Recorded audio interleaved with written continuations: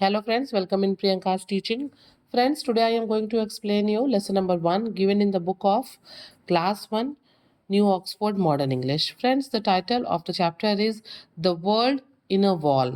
ठीक है, जिस तरीके से हम रहते हैं ना एक एनवायरनमेंट में, वैसे ही वॉल में भी कुछ क्रीचर्स रहते हैं। तो उन्हीं क्रीचर्स के बारे में हम इस चैप्टर में पढ़ेंगे।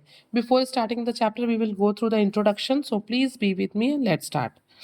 This extract is from Gerald Durrell's autobiography, My Family and Other Animals. Durrell was an expert in studying animals. ये जो हम कहानी आज पढ़ने जा रहे हैं, ये गिराल डूरल की ऑटोबायोग्राफी जिसका नाम है my family and other animals से लिया गया है। एक्सट्रैक्ट जो है किसी बहुत बड़ी कहानी का एक छोटा सा हिस्सा होता है, ठीक है। Durrell was an expert in studying animals. ये जो ऑथर है, जो डूरल है, वो एनिमल्स को समझने में, उनको पढ़ने में, मतलब उनके एक्टिविटीज़ को, हरकतों को समझने में एक्सपर्ट थे। When he was 10 years old, जब गेराल्ड 10 साल के थे, his family moved to Corfu an island in Greece. ठीक है ना, उनकी जो फैमिली है वो ग्रीस के आइलैंड पे एक प्लेस है जिसका नाम कोर्फू है, वो लोग वहाँ चले गए to live with Durrell's older brother Larry. क्या करने के लिए? वहाँ पे जो है डूरल का ओल्डर ब्रदर लैरी रहता था, उसके साथ रहने के लिए, ठीक है। It was here that Durrell began to collect and keep animals as pet. और यहाँ पे क्या शुरू हुआ? डूरल जो है यहाँ पे क्या शुरुआत की उसने? एनिमल्स को कलेक्ट करने की और अपने साथ एज अ पेट, पालतू जानवर उन्हें रखने की। तो चलिए इस स्टोरी को पढ़ते हैं जिसमें हम डूरल के द्वारा कलेक्ट किए गए सम एनिमल्स के बारे में और कुछ इंसिडेंट्स को भी पढ़ेंगे। Okay, let's start. The crumbling wall and surrounded the garden alongside the house was a rich hunting ground for me। जो ऑथर हैं गिराल डूरल, वो कहते हैं कि जो दीवार थी, जो क्रम्बलिंग वॉल थी, उसकी जो उबड़ी खबड़ी जो दीवार थी, हमारे घर के चारों तरफ जो सराउंडिंग बाउंड्री थी, उसकी जो दीवार थी, वो मेरे लिए एक बड़ा ही क्या था, बड़ा ही अम्यूज़मेंट वाला प्लेस था, क्योंकि वो मेरे लिए बहुत ही रिच हंटिंग ग्राउंड था, मेरे लिए एनिमल्स को देखने के लिए, उनको समझने के लिए। क्योंकि क्या था, उस बाउंड्री में, उस सराउंडिंग में, उस चौहद्दी पे, उस दीवार में बहुत से एनिमल्स, छोटे छोटे क्रीचर्स जो हैं वो रहते थे। It was an ancient brick wall. ये जो सराउंडिंग थी ना, घर के चारों तरफ जो बनी हुई थी वॉल, वो एक बहुत ही पुरानी ईंटे की दीवार थी, that had been plastered over. जिसपे क्या हुआ था? जो प्लास्टर किया हुआ था, वो जो वॉल थी वो प्लास्टर्ड वॉल थी, but now this outer skin was green with moss. लेकिन जो है बहुत पुराना होने की वजह से, कई बरसात और कई जाड़ों के गुजर चुके होने की वजह से, अब क्या हुआ था, इसके जो प्लास्टर थे वो ग्रीन विद मॉस, काई लग गई थी उस पे जो है, अब वो ग्रीन दिख रही थी। बल्गिंग एंड सैगिंग, वो जो है फूल भी गई थी, और सैगिंग यानी कि नमी भी हो गई थी उसमें, with the damp of many winters. कई जाड़े, कई बरसात को झेलने की वजह से जो दीवार थी, उसके जो प्लास्टर्स थे वो ग्रीन हो गए थे, फूल गए थे, और तो और नम भी हो गए थे। The whole surface was an intricate map of cracks. मतलब इतने क्रैक्स पड़ गए थे पूरे सरफेस पे, पूरी दीवार पे, कि लग रहा था कि वो किसी का कोई इंट्रिकेट मैप है, कोई नक्शा है, ठीक है ना। Some several inches wide, others as fine as hair. कुछ क्रैक्स जो थे वो बहुत चौड़े चौड़े बड़े बड़े क्रैक्स थे, और जो दूसरे तरह के क्रैक्स थे वो बहुत ही फाइन हेयर लाइन क्रैक्स थे, ठीक है। Here and there large pieces had dropped off. और कहीं कहीं तो दीवारों पे बड़ी बड़ी जो पपड़ियां होती हैं ना प्लास्टर की, वो छूट छूट के जमीन पे भी गिरी हुई थी। And revealed the row of rose pink bricks lying beneath। और जब वो गिर गई थी, जो लार्ज पीसेस थे, जो पपड़ियां थी, जो प्लास्टर्स थे, वो गिर गए थे, तो उनके गिर जाने की वजह से आप यहाँ देख सकते हैं पिक्चर में, जो रेड कलर की, पिंक कलर की जो ईंटें थे, उसके नीचे से वो दिख रहे थे, ठीक है। तो मतलब इस पैराग्राफ में डूरेल ने उस सराउंडिंग को, उस वॉल को एक्सप्लेन किया है जिसमें अब उसे कुछ क्रीचर्स मिलने वाले हैं। The inhabitant of the wall were a mixed lot. मतलब इस दीवार में जो क्रीचर्स रहते थे, इंसेक्ट्स रहते थे, वो ये नहीं था कि कोई एक तरह का ही क्रीचर उसमें इंसेक्ट था, उसमें मिक्स्ड लॉट था, अलग अलग तरह के जानवर, मतलब क्रीचर्स उसमें छोटे छोटे थे। And they were divided into day and night workers. मतलब कुछ ऐसे थे जो दिन में निकलते थे, दिन में काम करते थे, कुछ ऐसे थे जो रात को बाहर आते थे, शिकार करते थे। The hunters and the hunted, मतलब कुछ जो थे उसमें शिकारी थे, कुछ उसमें से प्रे थे जिनका शिकार होता था। At night the toads and जेकस were the hunters. रात के समय जो छोटे छोटे टोड्स थे, मेढक के बच्चे थे। और जिकस कौन होता है? ये लिजार्ड की तरह क्रीचर्स होते हैं। ये क्या करते थे? रात में ये शिकार करते थे।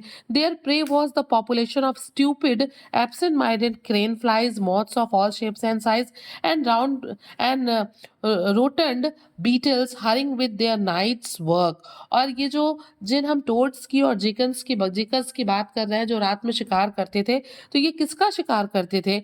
ये शिकार करते थे स्टूपिड एंड एब्सेंट माइंडेड, मतलब बेवकूफ मतलब क्रीचर्स का। वो कौन है? वो क्रेन फ्लाइज हैं, मोथ्स हैं, हर शेप एंड साइज की मोथ्स हैं। रूटेड बीटल्स का मतलब होता है मोटे तगड़े गोल मटोल बीटल्स, ठीक है। Hurrying with their night's work, ये क्या करते हैं?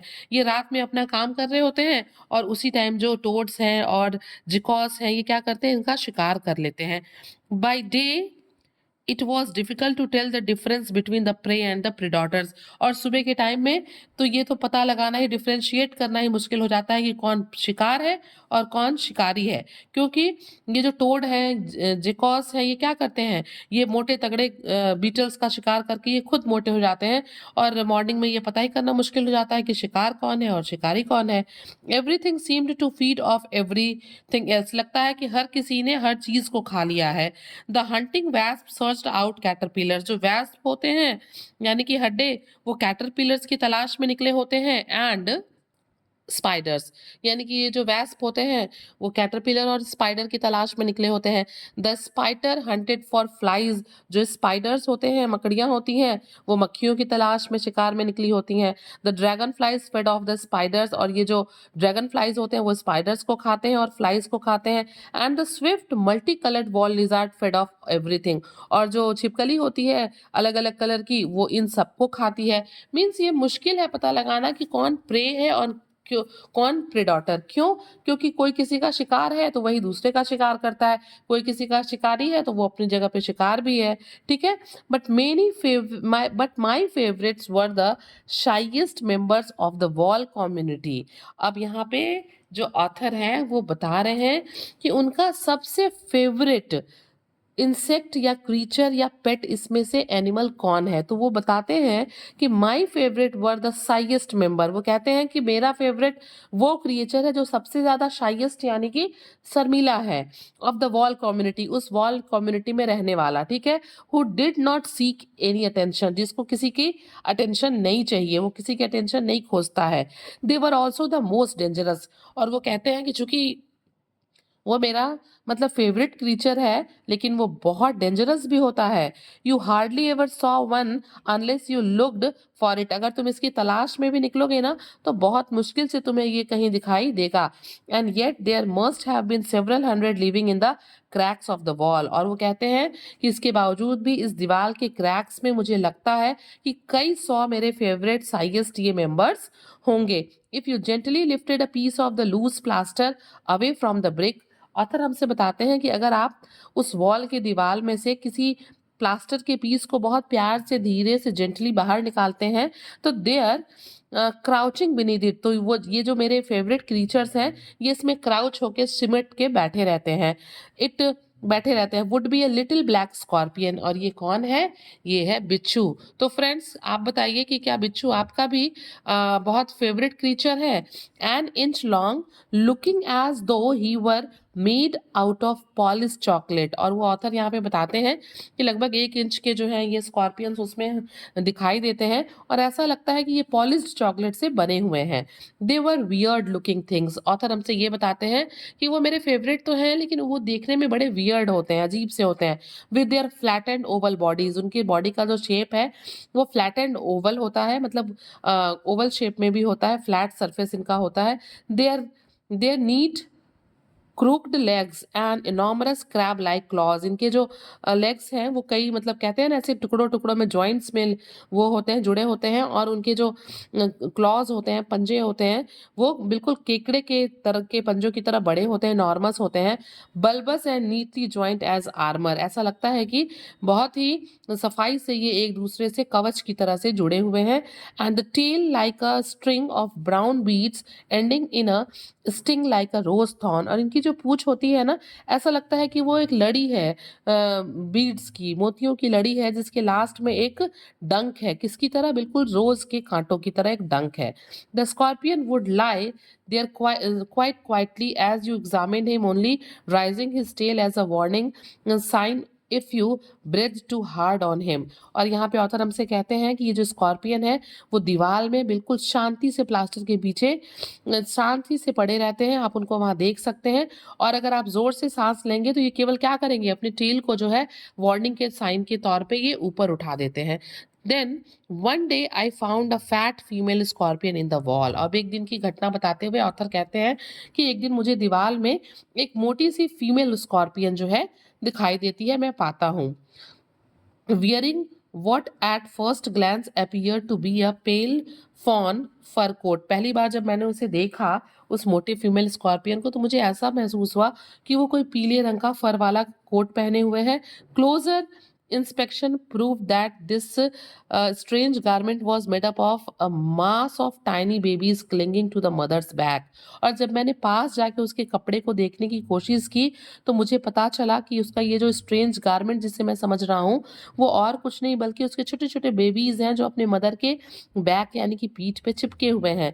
आई वॉज एंड रैप्चर्ड, मैं बिल्कुल एन्चेंटेड हो गया, मंत्रमुग्ध हो गया बाय दिस फैमिली, इस पूरे फैमिली को देख के। And I made up my mind to smuggle them into the house. और मैंने अपना दिमाग बना लिया कि मैं इनको यहाँ से स्मगल करके उठा के अपने घर में ले जाऊंगा, and up to my bedroom, अपने बेडरूम तक ले जाऊंगा, so that I might keep them and watch them grow up, ताकि मैं उनको जो है अपने साथ रख सकूं और उन्हें बड़ा होते हुए देख सकूं। With infinite care I move the mother and family into a match bags. वो कहते हैं कि बहुत ज़्यादा मेहनत करने के बाद मैंने उस पूरी फैमिली को, मदर को और बेबीज को, एक माचिस के डब्बे में रखा। And then hurry to the villa, और उसके बाद मैं अपने घर में घुसा। इट वॉज रेदर अनफॉर्चुनेट, मतलब वो कहते हैं कि दुर्भाग्य वाली बात है, that just as I enter the door, जैसे ही मैं घर के अंदर घुसा, लंच शुड बी सर्व, तो क्या किया जाने लगा, घर में लंच सर्व किया जाने लगा। Sorry. However, I placed the matchbox carefully on the mantelpiece in the drawing room. और वो कहते हैं तो मैंने क्या किया, मैंने उस मैच बॉक्स को जिसमें मैंने स्कॉर्पियन और उसके बेबी को रखा था, मैंने बहुत केयरफुली उसे मेंटल पीस यानी कि अंगीठी की चारों तरफ जो लकड़ियां लगी होती हैं ना, बनी होती है लकड़ियों की डिज़ाइन, मैंने उस पर उसे रख दिया, ठीक है। And made my way to the dining room, और मैं डाइनिंग रूम की तरफ चल दिया लंच करने। And join the family for the meal, और मैं परिवार के साथ बैठ के खाना खाने लगा। ड्वेडलिंग ओवर माई फूड, मतलब बड़े ही आलस तरीके से मैं खाना खा रहा था। Feeding Roger surreptitiously under the table and listening to the family arguing. Means वो पूरी तरीके से क्या हो गया, वो बिजी हो गया अपने फैमिली के आर्ग्यूमेंट में, खाना खाने में लेजीनेस दिखाने लगा। एंड वो कहता है कि I completely forgot about my exciting new captures, और कहता है कि मैं पूरी तरीके से भूल गया कि मैं बाहर से क्या कैप्चर करके अंदर किस नई चीज़ को लाया हूँ। At last Larry having finished, last में जो था, जो लैरी है जो कि ऑथर का भाई है, उसने खाना खा लिया। Fetch the cigarette from the drawing room, वो ड्राइंग रूम से सिगरेट लेके आया। And lying back in his chair he put one in his mouth and picked up the match box. और क्या होता है, वो सिगरेट लाता है, आराम से अपनी कुर्सी पे बैठता है और एक सिगरेट को मुंह में डालने के बाद क्या करता है, picked up the match box he had brought, और जिस मैच बॉक्स को वो अपने साथ लाया था उसे उठाता है। obliviously that the end of my happy days were about to come। और ऑथर यहाँ पे कहते हैं कि इसमें कोई शंका नहीं है कि जो मेरे हैप्पी डेज थे अब वो खत्म होने वाले थे। क्यों? क्योंकि उस मैच बॉक्स में मैच स्टिक्स नहीं थी, उसमें तो स्कॉर्पियंस थे। I watched my eldest brother interestedly as still talking loudly he open the match box. कि वो कहते हैं कहते हैं ऑथर कि मैं अपने बड़े भाई को जो है बहुत ही इंटरेस्ट लेते हुए उनकी तरफ देख रहा था। स्टिल टॉकिंग लाउडली, अभी भी वो जोर जोर से बातें कर रहा था, उसका जो भाई है लैरी। क्योंकि उसे तो पता ही नहीं था कि उसमें क्या है। ही ओपन द मैच बॉक्स, और वो क्या करता है, मैच बॉक्स को ओपन कर देता है। क्यों? क्योंकि उसे अपना सिगरेट लिट करना था। Now I insist to this day that the female scorpion meant no harm. और आज मुझे पता चला कि जो फीमेल स्कॉर्पियन होती है ना, वो हार्म नहीं पहुंचाती हैं। She was nervous and little annoyed eight being shut up in a match box for so long. वो थोड़ा नर्वस भी थी और थोड़ी नाराज भी थी क्योंकि बहुत लंबे समय से वो मैच बॉक्स में बंद थी। And so she seize the first opportunity to escape, इसलिए जैसे ही मैच बॉक्स खुला उसने सबसे पहला अवसर पाते ही वो उसने खुद को, मतलब उसमें से अंदर से बाहर निकाला। She pulled her self out of the box with great rapidly, बहुत तेजी से वो अंदर से निकल के बाहर की तरफ भागी। हर बेबीज क्लिंगिंग ऑन डेस्परेटली, उसके जो बच्चे थे वो उसे जो है क्लिंग हैंगिंग मतलब लटके हुए थे उसके आगे पीछे, and scuttled on to the back of Larry's hand, और वो क्या कर गए, वो लैरी के जो है हैंड पे पूरा इधर उधर स्कटल्ड, पूरा छितर गए। They're they're not quite certain what to do next, मतलब अब ये पता नहीं था कि आगे क्या होने वाला है, इतना कुछ मतलब इतनी गजब घटना घट गई थी कि अब पता नहीं था कि हम लोगों को कि अब आगे क्या होने वाला है। She paused her sting curved up at the ready, उसने क्या किया, जो जो शी कौन है यहाँ पे, ये है मदर, मदर स्कॉर्पियन है, उसने क्या किया, अपने स्टिंग को, अपने डंक को ऊपर की तरफ ऐसे रेडी कर लिया, ऊपर उठा लिया, उसका कर्व बना लिया।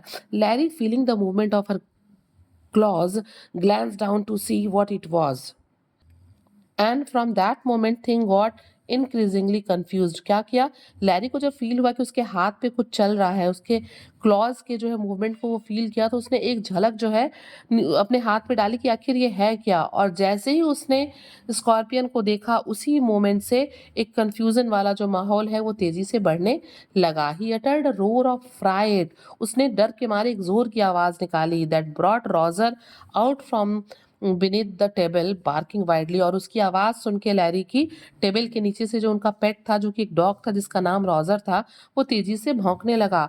With a flick of his hand he send the unfortunate scorpion flying down the table, और उसने क्या किया, ऐसे फ्लिक किया, उसको ऐसे मारा, और मारने की वजह से अनफॉर्चुनेटली, दुर्भाग्यवश, जो स्कॉर्पियन थी, जो मदर स्कॉर्पियन थी, वो उड़ के जाके कहाँ पे, टेबल पे गिरी, and she landed midway between Margo and Leslie, scattering babies like confetti as she thumbed on the cloth, मतलब वो जाके बिल्कुल बीचों बीच गिरी मार्गो और लेजली के, और जो बेबीज थे उसके छोटे छोटे ना, जैसे हम पार्टी पॉपर को ऐसे चलाते हैं तो उसमें से ऐसे पेपर्स निकलते हैं ना कलर्ड, ठीक वैसे ही जब उसने फ्लिक किया मदर स्कॉर्पियन को, तो उसके बेबीज बिल्कुल वैसे ही कॉन्फेटी की तरह, कलर्ड पेपर की तरह छिटक के यहाँ वहाँ गिरे, and she thumbed on the cloth, और जो मदर थी वो जाके कपड़ों के बीच में गिरी, ठीक है ना, thumped on the cloth, and with that there was a rapid change from peace to chaos, और क्या हुआ, जो घर में एक शांति का माहौल था वो अचानक से शोरगुल में बदल गया। Thoroughly enraged at this treatment the creature sped towards लेजिल, और वो जो क्रीचर थी यानी कि मदर स्कॉर्पियन थी, वो क्या थी, वो इस व्यवहार से बहुत ही गुस्से में थी, और वो स्पेड टुवर्ड्स द लेजिल, वो वापस लेजिल की तरफ तेजी से दौड़ी, उसे डंक मारने के लिए, उसे हार्म पहुंचाने के लिए, क्योंकि अब मदर स्कॉर्पियन भी क्या हो गई थी, नाराज हो गई थी।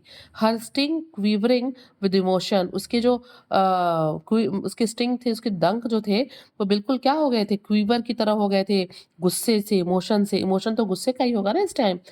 लेजिल लेफ्ट टू हिज फीट, वो अपने पैरों पे जो है मतलब खड़ा हो गया, मतलब तेजी से, ओवर टर्निंग हिज चेयर, उसने अपने, आप यहाँ पोजीशन देख सकते हैं, लेफ्ट हुआ और ओवर टर्निंग, अपने चेयर को ओवर टर्न करने लगा, and flicked out desperately with his napkin, और उसने फिर नैपकिन से तेजी से जो है स्कॉर्पियन को हटाने की कोशिश की, over desperately with his napkin, sending the scorpion rolling across the cloth towards Margot, और फिर उसने मतलब नैपकिन से उसे रोल करके उधर दूसरी तरफ फेंका, जो कि across the cloth towards Margot, मार्गो की तरफ गई, who promptly let out a scream, जो कि जोर से चिल्लाया, that any railway engine would have been proud to produce, ऐसा लग रहा था, उसने इतनी जोर से चिल्लाया कि जैसे लग रहा था कि रेलवे का जो इंजन होता है ना ट्रेन का, उससे एक बहुत जोर की आवाज प्रोड्यूस हो रही है। एक लुक आउट मतलब उसने कहा कि देखो देखो कुछ है, दे आर कमिंग, वो हमारी तरफ मतलब आ रहे हैं, स्क्रीम्ड मार्गो, मार्गो भी चिल्लाया। All we need is a book, roared Leslie, और लेजिल ने कहा कि हमें जो है किस चीज की जरूरत है, बुक की।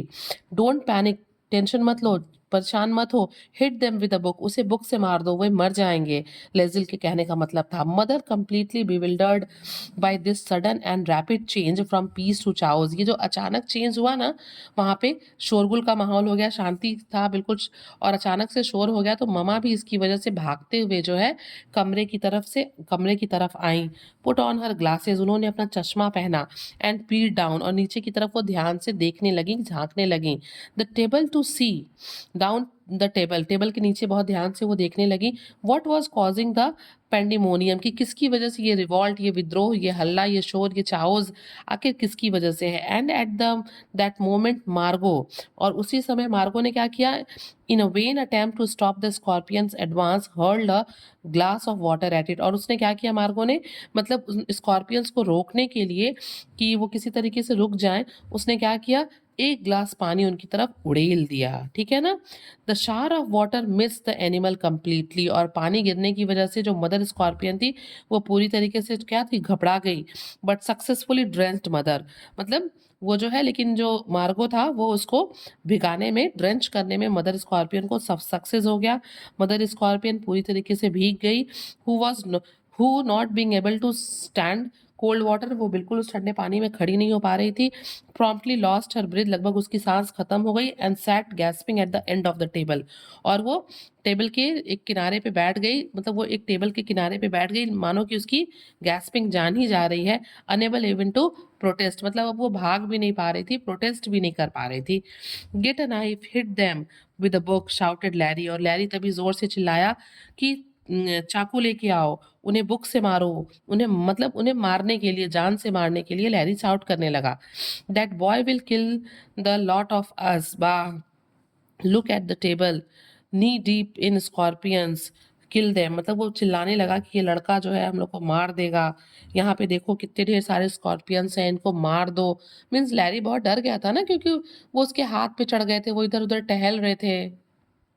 ओह नो, डोंट हर्ट देम, और तभी जो है ऑथर ने क्या कहा, ऑथर ने कहा कि नहीं, इनको मारना मत, आई विल कैच देम, मैं उन्हें पकड़ लूंगा। आई प्लीडेड अनटिल, मैं क्या करने लगा, ऑथर कहते हैं कि मैं रिक्वेस्ट करने लगा कि उन्हें मारो मत, और इवेंचुअली क्या हुआ, अंततः जो है बैक्ड अप बाय मदर, और ममा ने भी मेरा सपोर्ट किया, ममा ने भी कहा कि हाँ मत मारो। Leslie suggestion that the whole lot be killed was quashed, और लेजिल का जो सजेशन था कि सबको बुक से मार दिया जाए, नाइफ से मार दिया जाए, वो मतलब वो हो गया, वेन हो गया, क्वेस्ड हो गया, मतलब उसे खारिज कर दिया गया। By the time a certain amount of order had been restored, और उस समय तक मतलब certain amount of order had been restored, कुछ मतलब आदेश आ गए थे, ममा ने भी कहा था कि चलो भाई मारो मत, पकड़ लो, तो हम लोग जो है थोड़े से वो हो गए थे, रुक गए थे, सब कुछ ठीक हो गया था। All the baby scorpions has hidden themselves under their various plated, मतलब इन सब लोगों ने खुद को, जितने भी मदर स्कॉर्पियन थी वो तो टेबल पे पड़ी हुई थी, लेकिन जो बेबी स्कॉर्पियन थे इन लोगों ने सबने खुद को रिस्टोर्ड, कहीं ना कहीं छिपा लिया था, ठीक है ना। All the baby scorpions had hidden themselves under the various plated and bits of cutlery, जो छोटे छोटे बेबीज थे उन लोगों ने खुद को प्लेट्स के नीचे, चम्मच के नीचे, चाकू के नीचे छिपा लिया था, कटलरीज के नीचे। The result of this incident were numerous, इस जो रिजल्ट था ना, इसका जो रिजल्ट था इस घटना का, वो बहुत ही ज़्यादा था, बहुत ही अलग अलग तरीके का था। While the family still feeling angry and frightened move to the sitting room, ये जो पूरा परिवार मेरी इस हरकत से डरा हुआ भी था और नाराज भी था, तो वो पूरा जो परिवार था वो सिटिंग रूम की तरफ चला गया।